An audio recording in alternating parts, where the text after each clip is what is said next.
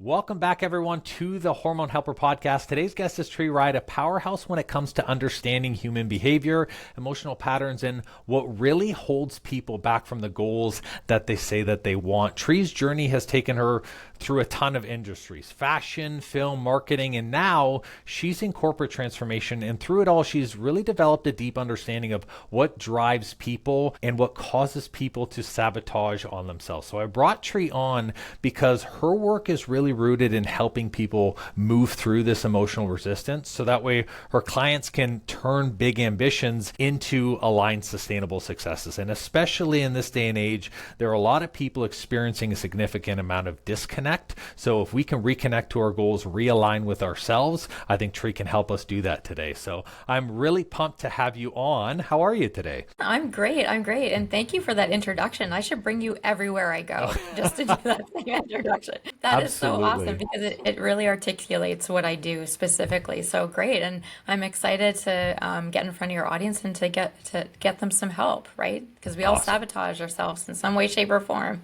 100% we do. I actually wanted to ask you, because I don't recall you sharing this with me in our individual convos, what drew you to this type of work? So great question. Totally by accident. Probably the universe dragged me kicking and screaming.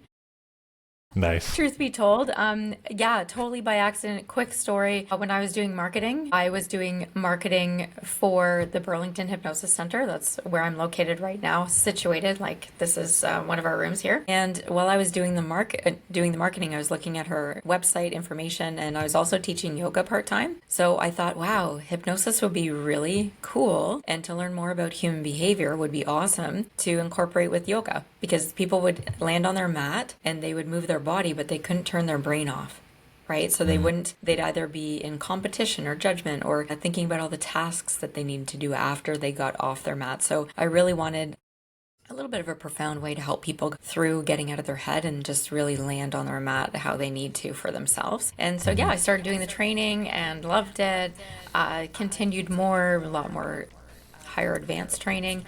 And then the owner asked me to work here for her.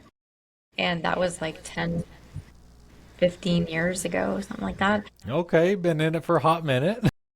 Yeah, and so here I am. So you've been in this industry now for quite a while, and I feel like human behavior is something that everyone understands the words for. And even when you talk about the yoga practice, the practice of mindfulness, meditation, being present, these are things that people understand when you tell them, but they can take a very logical approach, and it can be something that we start checking it off almost as a to-do task instead of being really present. So I really wanted to dive in with you to the role of kind of this emotional state and this state of presence. Why do you think presence and a state of being is so difficult for people in today's day and age? That's a great question. And it's interesting because people, they read all kinds of different books and they'll dissect or Google all of these things just to find out information. So somebody, for that specific question that you're asking, somebody would Google like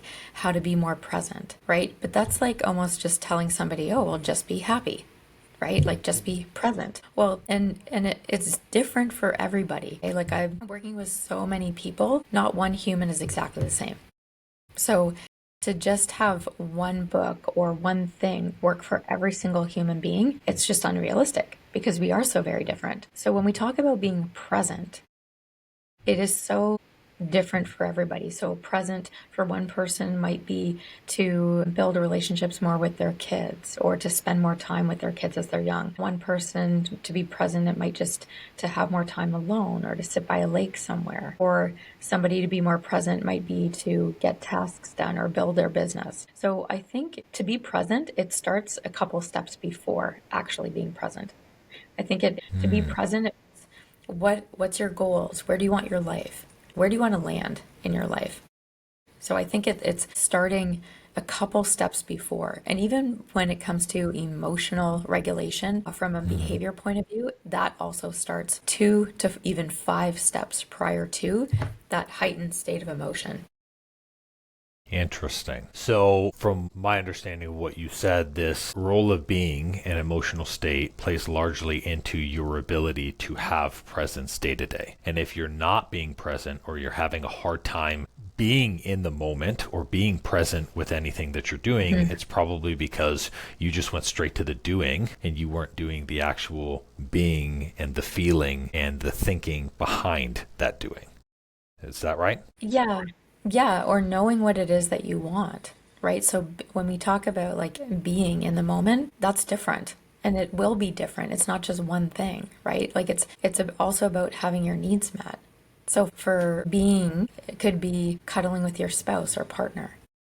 And that might be filling the need of feeling connection. Another being would be maybe filling a purpose that you have, right? So being in that purpose, or what is that, and finding out what that purpose is, which can also change as your life changes, right? Because we all age and get older, so purpose definitely changes over time. This mysterious word of purpose that everyone wants to heavily define and latch onto. How do you define purpose with your clients or the people that you're working with? Or what does that look like to you? Yeah, great question. So, and that's different for every person. Like when people come in, when they get to the point that they're coming in and seeking help from the Burlington Hypnosis Center, that means something's not in alignment for their life. Meaning, they could have extra pounds that they're holding on to. They could be in a bad habit, whether it's smoking or vaping or biting their nails, or even I've had clients that they pull their hair out and stuff like that, and not on purpose. Okay.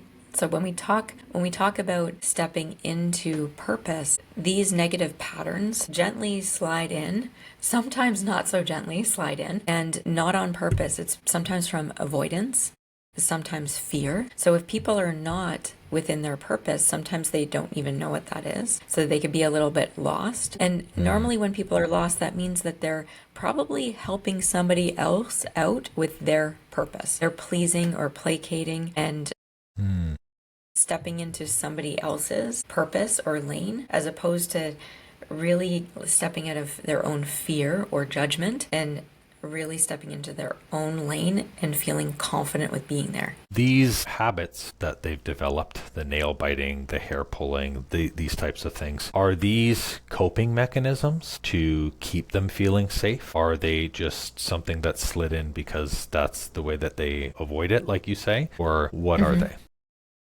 Yeah, I wouldn't necessarily call them a coping mechanism. I would call them a distraction. I would also call them like a fear response, right? So something's happening in their nervous system and it's more of a stress or fear response, right? And when you look at us as humans as a species, we generally will fight, flight, freeze, or what's called fawn, right? And so even if somebody's nervous system is freezing, then that energy has to go somewhere. Right? If it stays inside, internal, sometimes that can be manifesting internal illness or disease, or it's coming out in like a weird way, like nail biting, pulling hair, or sometimes people will start drinking or eating. So all of these things, but it's more of an energetic thing and it has to go somewhere. Right? When people nowadays, like we live in houses where we would be out in the wilderness. So when we talk about fight, flight, or freeze, or fawn, when people are alone, which us in North America, the way that we're living is we're building bigger houses and we're segregating ourselves more and more instead of actually being in community is where our natural state should be. So more people are alone. So when we're talking about the natural responses to stress or fear, then they're going internal because there's nobody else around to fight, right? To run away from. It's more of an emotion. And what people are doing is they're running away from emotion. The version of it in North America here is that they're running to their fridge, or they're running to a cigarette, or they're running to something that's unuseful for them. Wow. It's interesting to hear you put it in an example of a home, because it really does show the level of separation. We could replace the home with the phone, where people are very isolated. You mentioned the fight, flight, freeze, and then you mentioned fawn. Most people may not be familiar with fawning. So can you describe to the audience what fawning is and maybe where they can recognize that in their life? Because that is one that is very unusual for people to bring up. Yeah, great question, Andrew. When people are fawning, that means that in their nervous system, they're having like a stress response. So stress can also be, like I mentioned, fear. It could be judgment. So they're feeling like they're being judged, or they're feeling like they're not measuring up, or there's something firing off in their nervous system. Again, not on purpose, right? And so what will happen is all of a sudden, whoever they feel like they're being judged, or that they're less than, they will go and be like, oh, I really love your hair, or oh, that's a great shirt. So they're giving them compliments to try to actually create a stronger rapport of the stuff that they're making up in their head that they believe that the person that they're in front of is thinking, which is not true. And every human goes through this. We all have dialogue in our mind of what it is that we believe other people or groups think of us. Right? So, that's why we dress the way we dress, or we create an identity of how it is that we want the world to see us. But we also all have our own insecurities. When you say that, I can think to a mentor that I had a couple of years back who had me ask a question in conversations. What is this person looking for me to see in them? Whenever they have a conversation, whenever they bring something up, whenever they're approaching me, what is this person wanting me to see? Because we do, whether consciously or subconsciously, placate to those desires, placate to those needs, and then that starts manifesting itself in the conversations and the requests and the way we show up every day. And this is where stepping into your own authentic self is something that is so valuable and so important, because when you recognize that you control everything, that you do not need the validation, that everything can come from you and come from a place of love and happiness, this is where it becomes really easy to find something like fulfillment. Going through this emotional roller coaster, which really is a state of emotions, energy and motion, trying to move this, why do people so often sabotage the very goals that they want? Yeah, and the truth is that every single moment of every single day, us as humans, we are in an emotional state. Full stop. Think about that. Every moment of every single day, we are in an emotion. And those emotions are comprised of the situations that we're in. So a situation could be a long-term situation or a very short-term situation. An example of a short-term situation would be like stuck in traffic, hit your alarm clock a little bit too many times and you're running late. Long-term situations could be maybe you made a bad decision financially. So it's going to take you a little bit of a long term to boost yourself up financially. Or maybe you're in a relationship that somebody cheated on somebody else and you made the decision to stay together, and that's going to take a little bit of time to heal and to restore trust. So all of these things, whatever emotional state that we're in, also too, one of the biggest things that can cause our ongoing emotion for long term is every single human being has this sort of what I like to call this kind of like backtrack in our mind. And that backtrack is that of our worst critic growing up. Because that's how we're constantly making decisions or feeling like we're judged to some extent, right? So for example, if say somebody grew up with their worst critic was say a parent, in my experience, the most common is either a parent or self, right? So in my generation, and is different to Gen X generation, which is different to right now these young kids that are growing up when it comes to parents. Like I grew up in a generation that you left the house on a Saturday morning and you show up before the street lights turn off, right? Like, and you just kind of like do your own thing, lots of independence. You have to really come up with your own solutions and things like that. So when it comes to regulating your emotions, the things that we're learning or what that backtrack is dictates this strength in which you have the resiliency to rebound from emotions. Meaning that we can all choose our own emotions, but we don't always do that all the time. So when we learn how to choose our own emotions, it makes things easier. So that when a situation, whether it's short term or long term, that we're not allowing that heightened state of emotion to cause our behavior to change or sabotage ourselves. That was my long-winded answer. No, it was very good. So this is really about as opposed to being unconsciously reactive, where you are letting either someone else's emotion, the circumstance, or a past experience dictate what the emotion is in the moment. You want to say, okay, an experience has happened, or this is the situation that I find myself in. What is the emotion that I'm choosing to put to this? And let's lead through that. So it's not necessarily, hey, we're going to dismiss or not address these emotions that come up. We recognize the reaction, but then also we have to then transmute that into an outcome or a direction that we want. You got it. That's right. That's right. So most people now keep talking about the words motivation. I need to be more disciplined. I need to have consistency. I need to get my ass together. My life together. Get my ass in gear. Get my ass together, pretty much. I think me and everybody listening to it actually respected that better than Fair. better than the actual. Yeah. Yeah. In going through that, do you believe that people lack discipline or the motivation, or is this the connected to that inner critic that's really making it hard for them to do these things? Yeah, another great question. These are awesome questions, by the way. So what's happening when people are having lack of motivation in this day and age, in this era, when we have social media and people are just scrolling on their phones? What happens in the nervous system is that each little post or story or reel that somebody's watching, it has an emotion attached to it.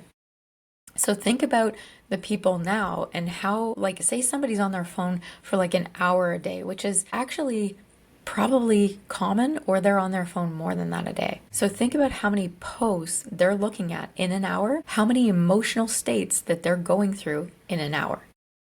So that really messes up somebody's nervous system, specifically when they're trying to self-regulate their emotions. All of a sudden they've been through, I don't know how many posts that, okay, so I think an average, I read somewhere, every 5 minutes, somebody can go through at least 20 posts. Okay, so 20, so there's how many 5 minutes in a minute or in an hour, right? And then times that by 20, and that's how many emotions somebody is going through in an hour. Okay, so then layer that over top of, this is my goal and I want to get motivated for this. All of a sudden somebody goes to social media to look up how it is to get motivated, then goes through all of these emotions. And that in itself really sabotages people to get there, because then they're just exhausted because they just went through all of those emotions in 1 hour. Even if the hour is broken up in 20 minutes here, 20 minutes there. But it's also content, because we cannot unexperience things.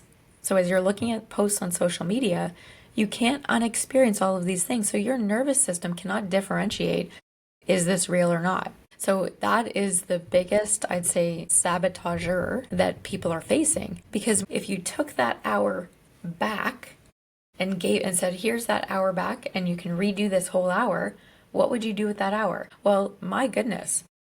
How many things can you accomplish in an hour? Actually doing something. And that's where people need to really adjust their settings within themselves and their behavior to just really segregate their time into doing. So as you were talking about social media, and I do have a love-hate relationship with social media because so much good can come from it, but at the same time, there's these negative emotions. I looked at my average screen time and it was 3 hours and 44 minutes on average, and that's daily. Yeah, and wow. I recognize that that's high. However, the posting, the creation of content, the delivery, everything happens through social media and through the app. And what I'm finding, especially with social media and what people do not understand, I see it as a business perspective, because that's how we find our clients and that's how we build our business. I also see it in a way that it can contribute positivity, but I can see how it's very easy to fall victim to the marketing and to the emotions that are there, because most people elicit feeling through emotion. That's how you get someone invested in something. And typically in social media, especially in the coaching and in the health industry, what moves people is what keeps them moving. You can move them through fear, you can move them through guilt, you can move them through frustration, which which is low level anger. All of these things creates a sense of lack, and people can move temporarily from a sense of lack. You feel like you can't lose weight. You feel like your thyroid issue and IBS is getting out of control. You feel like the Joneses bought a bigger house than you, and all of a sudden now you're looking at your house and that's not so great. These things are temporary movers, but people need to understand that social media is not, it's not about you embodying these emotions. It's really different perspectives. And just like the mind is effectively like a window, like it's meant for you to absorb the perspectives, for you to understand what's there. Hopefully your window has a screen to keep the bugs out, aka all these negative emotions, where then you can actually filter what is the message that I can get from this.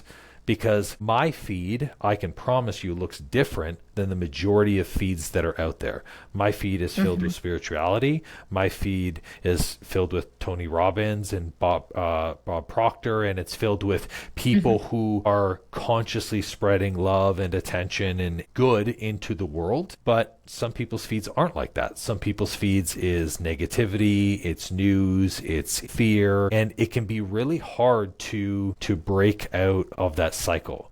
How are you helping clients, or what are you recommending for people that maybe they can start transitioning from those things from social media? Because it may be something that can't go away for them, like it can for me in my business. Yeah, and you bring up great points. When it comes to being a business owner, you have to be on social media, right? Like it is a double-edged sword for sure. But when I have clients coming in specifically in the age demographic of age 14 to 25, 29, sometimes 30, that if they're coming for either public speaking or confidence or different things like that, the first thing I will do is I'll put them in a room and I'll tell them to go through their social media and unfollow anything that makes them feel like they're in judgment, or that it doesn't, or puts them in fear or anything like that. And I'll leave them in a room for a while. So however long that takes, because then it'll completely change their algorithm to just leaving the things that make them feel good about themselves or motivate them in some sort of way, shape, or form. And so I think it is an important thing that we're all being mindful of what it is that we're allowing our eyeballs to see, also our nervous system to experience, because like I said, we cannot unsee, we cannot unexperience things. So it's very important, but that would be one thing that I definitely do, even for myself. Like I have a reminder in my calendar that once a month I'll go through and I'll unfollow things that aren't purposeful for whatever's happening in my life. So even some things that I'm following, they're perfect for goals that I might have, but I might have achieved that goal and I'm onto another goal, and then my algorithm will still stay the same, which then in turn can keep my actions the same as well. So we want to make sure, as we're specifically as business owners or even non-business owners, but if you have a certain goal, you want to make sure, and isn't this like, even I'm going to say it, but like that your real life things that you want to do, you want to make sure your algorithm in your social media is matching that. Okay. I love that, because people really do need to start cleaning up the energy that's around them. And just like you should clean up your friends and your family and the people who, again, are either in alignment with you and aren't, you should effectively do that with social media as well. In going through this process of regulating and working through your own emotional states so you don't get these self-sabotage patterns, are there patterns, or we'll call them tells maybe, that people should watch for in themselves that's making it like, hey, this is something that you need to regulate? Yeah, there's a few things actually. So one, if you wake up in the morning and you're in your head about something that you need to stop, then definitely you're in a not so useful pattern. Because if you're waking up in the morning, that's the first thing that's on your mind. Like anyone that comes in to quit smoking or to cut back on drinking or toxic relationships, there's many of them. But if you wake up in the morning, there's something on your mind, and it doesn't make you feel good, and you're hitting snooze a couple extra times because of it, that's a tell, 100%. If you're not feeling good in your body in any way, shape, or form, then that means that there needs to be a realignment. So it could mean many, many things. Like I say 75% of any client that comes in for stress management, that there's something funky going on in their body. And when they start feeling good and having less stress, all of a sudden they come in, they're like, Yeah, I haven't had digestion issues in like a month, or I never realized I just stopped biting my nails and that they didn't even come in for that and it wasn't even on the radar. Or back pain, right? Headaches, shoulder and neck pain. There's different things that manifest in the body. And you might have other questions for me, which I will answer, but I have a question for you, if I may. Oh, geez. Oh, this is rare. Okay. I I love the fact that you're bringing in this energetic kind of dare I say spiritual or vibrational thing. So when it comes to behavior, human behavior, foundationally, we are energy, right? So teach me about what you believe energy is, or your sort of take when it comes to change in us as humans and energy. Well, I will say that my relationship with energy, I would say, is heavily connected to spirituality, which is something that I've been exploring over the past 2 years. I've been very open and transparent on the podcast and even on our YouTube channel about my experience through business and my experience through life. I think I was very logical. I was very left brain. I was forever a doer because I thought that the way to reach a sense of fulfillment or happiness was to just be destination oriented, just to the next goal, to the next thing. I built several businesses that made money, but I burnt them to the ground. I either got burnt out, I either became very overwhelmed, it fell apart very quickly with teams. And every time I started making those transitions, I thought the next goal was the next thing. And there was not the right energy behind it.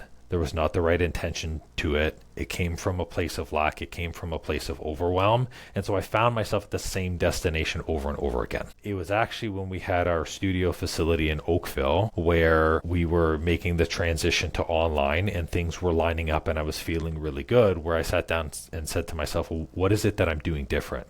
I'm coming from a place of care. I'm putting proper energy behind it. And I'm really energetically looking to remove the things in my life that don't serve me. That left me, however, when you remove all of that and you create space, it leaves you with the presence to recognize what you do not have, what you do not possess. And what I did not possess and what I kept stepping over was the connection with energy, the connection with source, and me being able to just be and be okay with just being. My relationship with energy now, since joining a men's group, is really understanding that even the word emotion, for example, energy and motion, energy is meant to move through you. Everything has an energetic connection. Money is a transfer of energy. Investing time, investing energy, investing in a relationship, these are all things where energy is being traded all the time. So there's a responsibility where we have to watch the energy we give to others. We have to watch who takes our energy, and we have to watch what energy we're creating in the world. This is where my stance on energy lies right now, is now that I recognize that everything, bottom line, hands down, comes solely from me. Everything in my life was generated because I either energetically put it there or I was unconscious about it. It's on me. It's on me to build the life I want. It's on me to make sure that the energy lines up. And that's my view on energy, that it is all connected in a shape or form. Whether it's 60 steps down the road or 12 steps, it all leads to the same place, and it's all because you put it there.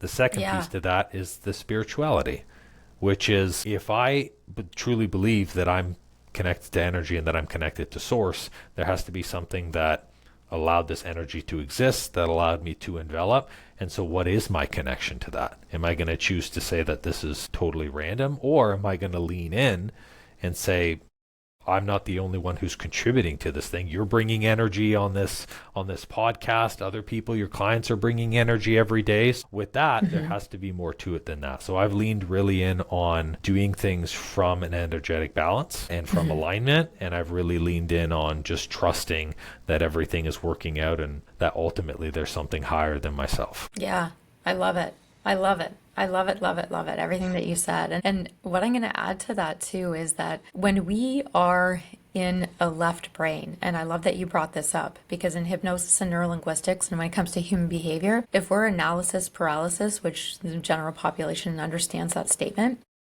then we can end up in stagnancy. We can hold ourselves back. We're slowing the process down of getting to our goals or changing or transforming, right? When we're right brain, more in the creative side of things, we're more imaginative. We're seeing the world in a different way. We're looking more for solutions as opposed to finding out the why, right? Because if we're looking for, well, why is this? Why am I not doing this? Why can I not do this?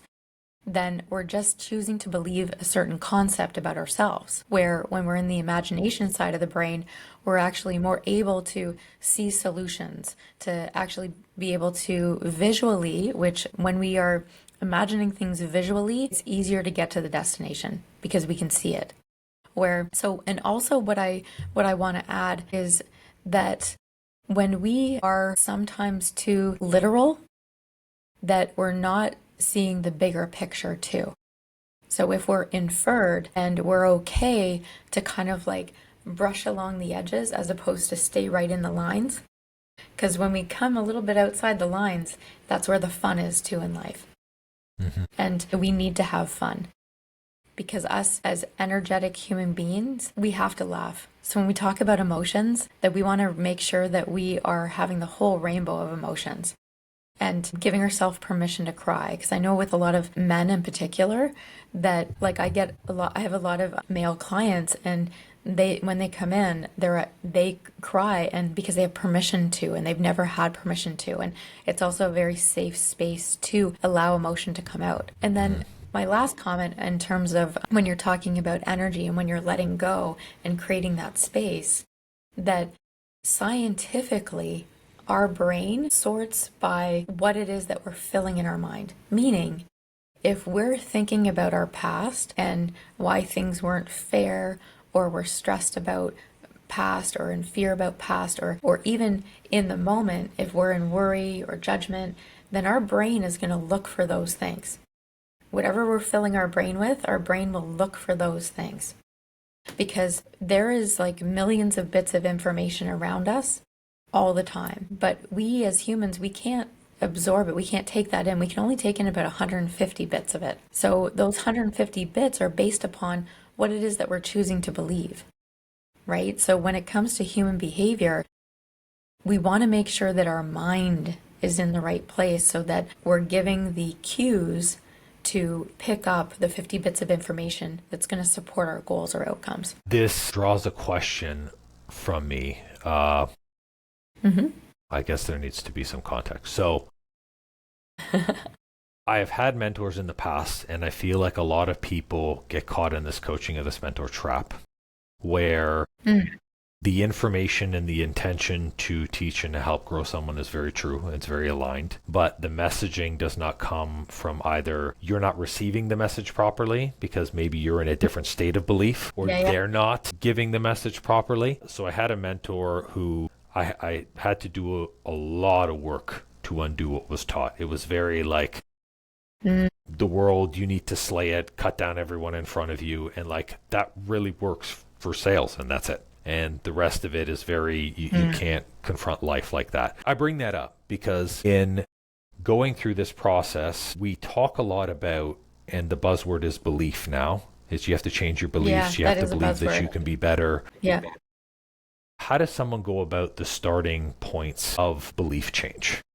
Because sometimes when you clean things up, it's messier than what it was before as you start unpacking boxes and all of a sudden more and more starts appearing. You're unpeeling the onion. Where would you start with belief change? So it's interesting because the beliefs are also stemmed from all of the filters that have been created. So all the things that we've been through in life, those are what our filters are comprised of. So it's unfortunate that you ended up with a mentor that was on his own belief system and on his own agenda, as opposed to being on your agenda and giving you what you need, right? Because that's really how we approach things. When we're working with people, we disappear. Like that's how it is in our community. So we're just looking at the person and what it is that they need. I don't ever think anyone's ever said that. Yeah, well, and I strongly believe that. So if I'm working with anybody, my energy, my belief system, anything of how I live my life, I just completely disappear and I'm looking at the human in front of me and what it is that they need. So even if I have a client coming in for something and all of a sudden something happened in their life, well, I'm not just going to stay like, whoa, we're only talking about this. Well, no, it's like, okay, this is what you need now in this moment, right? And that's how it has to be. That's what I believe how it has to be. So when we talk about changing somebody's belief system, I would actually get them to do this exercise that I call a rules alignment, because when people call it beliefs, that is the buzzword right now, their beliefs, which it's their rules that they're choosing to believe that they need to live by. And those rules were created to, one, protect themselves, two, not let people down because they're generationally bringing down the rules, right? Like depending on what culture somebody's from. So I'll literally get them to just draw a line down the middle of a piece of paper and handwrite. And the handwrite thing is very important. So I know a lot of people, they like to keep notes on their phone. I have notepads in every room here, and I get people to do a lot of handwriting, because when we handwrite something, it's directly connected to our nervous system. When you're handwriting something, Okay. you're visualizing it more. It's an important thing. So if anyone's listening to this or watching this, if you write it in a journal, only write what you want. Because if you're writing what you don't want or all the crap that you went through during the day, you're going through it again. And why go through it again? That's really good. Okay. I appreciate you sharing that. So also this exercise on the left side, which is the left side of the brain, on the left side of this, you're writing down all of the old rules, that all of the beliefs that you want to get rid of that's sabotaging you. And then on the right side, the creative side of the brain, that you're writing down the new rule that makes more sense. Then what you're doing is you're reading out the old rule, read out the new rule, scratch out the old rule, read out the new rule again, in that order. So if you're listening to this, rewind and play again and make sure that you're doing it in that process, because it's really neurolinguistic. Okay, so neurolinguistically, that you're changing your state of mind. And over time, repetitiously, if you continue to do this, and I suggest my clients to do it at least once every 3 months. Once they've gone through the program, and if they're just kind of maintaining, once every 3 months is good, because it's not just set it and forget it. You can't.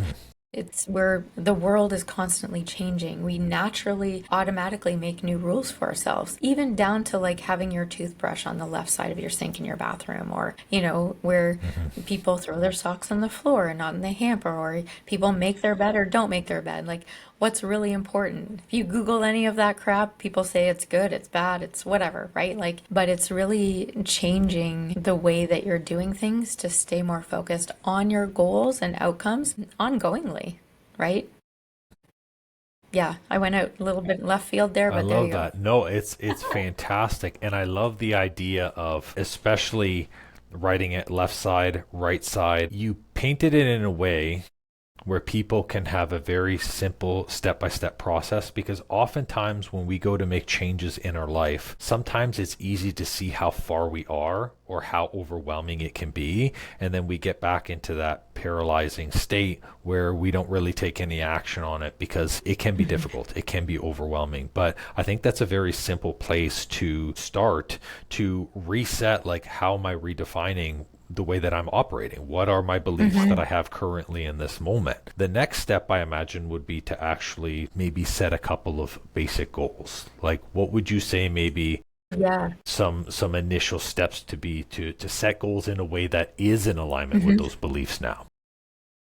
Yeah, and I just want to go back one thing. So when people are changing their beliefs, sometimes there's a lot of guilt and shame wrapped around it. So sometimes it's really hard for somebody to let go of a belief or a rule that they have because it was so ingrained in them growing up.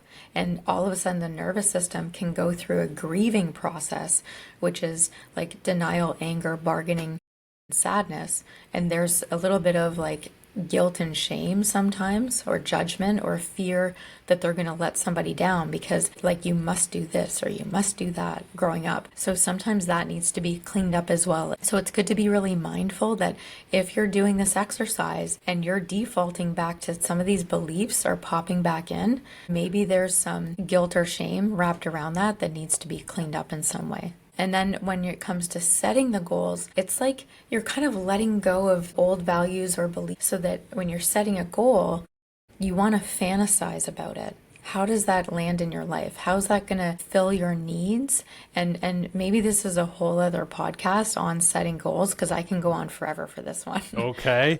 There's but for sure going to be a wanna part value 2 your to time. this. 100%. Yeah. That's very helpful because I know it, and people, and for those of you listening, you know that you can now text the Hormone Helper podcast. So I'm sure when this launches, that we're going to get a ton of texts on that, and we may have to do literally a part 2 on setting goals 100%. But I'd love that. yeah, I appreciate that, because I think that everyone listening is going to understand that there is work before the action of just doing a goal or working towards something. And oftentimes we want to skip to the final destination and step, but there are other things that we have to do. Otherwise, you're going to end up like me, who's done this 6 times. And it's like this, there can't be a 7th business. There can't be, No, it's like, there no, we can't. can be happy with where we are and what we have right now. We just have to redefine things a little bit different. So I Yeah, and appreciate not on my you watch, sharing. Andrew. Not on my watch. That's right, and I am very grateful that now I have everything between like my men's community. I have very good business connections and people who are actually friends, which is amazing. It's not just Wonderful. business associates, and yeah, the intentions are in the right place. So sometimes it takes mistakes for you to find the path that you need. So I Always. welcome We're all here. of it. Yeah, we're here to learn, right? So, yeah.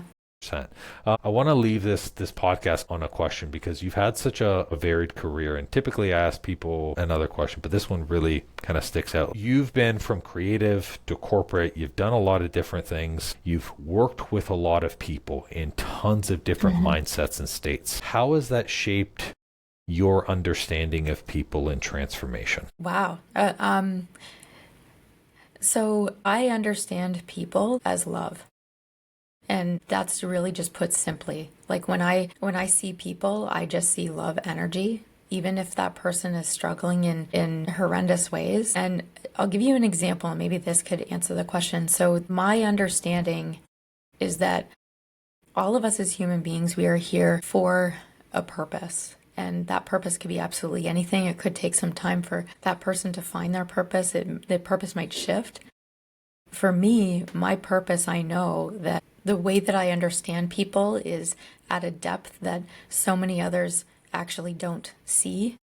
And I understand that that is a gift, and I honor that gift, and I know that that gift is not mine. So I volunteer that gift. For example, like if my husband and I, we go out to a restaurant and we walk past the bar and we go and sit down, and my husband is my human. Like he is an extension of myself, truly. He'll just look at me and he's like, go ahead. And because I connected with somebody energetically and I knew that something was going on. So I'll introduce myself, I'll let them know what I do for a living, and then I'll do what I'll give them a read. Wow. And just that read will give them some insight, what they want to do with that insight. My intention is just to alleviate some pain or something energetically that's going on with them. Sometimes they'll end up being a client, but not always, which my intention is not for them to become a client. It's just to alleviate some sort of pain or discomfort that they're in. So yeah, so my understanding when it comes to us as humans, I just see us as love, and that we're truly here to help one another. And I'm a strong advocate for that. So when I'm either training somebody to be a healer, a change worker, a hypnotist, an NLP practitioner, whatever industry that they're in, that, yeah, I want to see them thrive in whichever way that they need to be thriving to get to their purpose. It really shows the level of character that you have, and I really do genuinely believe that we can all act and operate from a level of love and high connection, that it's a choice. You have to choose that for sure. Sometimes that's not the easiest choice to make, but it's definitely the one that's most fulfilling and that brings the most joy into people's life, and you're living that. So I think that is incredible, and I appreciate you sharing everything with us today and really just helping break down like beliefs, a sense of self-sabotage, and helping them understand that it's not something that you have to keep yourself stuck in, that you can continue to work and move towards towards this. I know that people can find you at the Burlington Hypnosis Clinic, and I'll of course make sure to tag that. Is there anything else that you're working on that you would love to share with the audience that might be a great resource for them, or even a place that they can find them? We'll drop your socials too. Yeah, so I generally donate 2 hours of my time a month, and the charity that I was donating my time, they're shifting. And so now I actually have the 2 hours available. So if anybody has, whether it's a youth group or a men's group or a mom's group or any kind of group that they want somebody to come in and talk about human behavior to help their group with whatever the frustration or struggle is, definitely just reach out. You can even just Google Tree Ryde, TreeRyde, and all of my websites and everything will show up. Websites, handles, and all of them will come to me. So yeah, if anybody wants to even hire me, if it's a corporation and they want to hire me to do a talk, I'm happy to do that. What a beautiful opportunity. And it really is an opportunity because, you and I have had other conversations outside of this, but I know that this is just the beginning of these things. And I think the awareness that someone can develop through having these conversations, and sometimes it's just all it takes is a 5-second shine a light on it just for them enough to say, hey, look, there's actually something here that I can work on and do. A lot of the times it is way easier for someone else to shine that light than it is for you to go searching when you have a bunch of stuff and you just look in the same places over and over again. So definitely take Tree up on that opportunity. It really is an opportunity. So, and I appreciate you sharing everything with us. I know that this is the start of just more fun episodes to come, but I appreciate you taking the time to hop on with us today. Well, thanks everyone for listening to the podcast. And remember as well too, you can now text the Hormone Helper Podcast. Guys, I do not do or open the texts. We have a person who checks the tests, so don't just send it to me directly. Like, feel free to ask questions of Tree, ask questions of other episodes, and we will bring them up. We can always have guests come back on and really help unpack this knowledge, but you can now do that. Otherwise, make sure that you keep tuning into the Hormone Helper Podcast. That is all, and have a great day.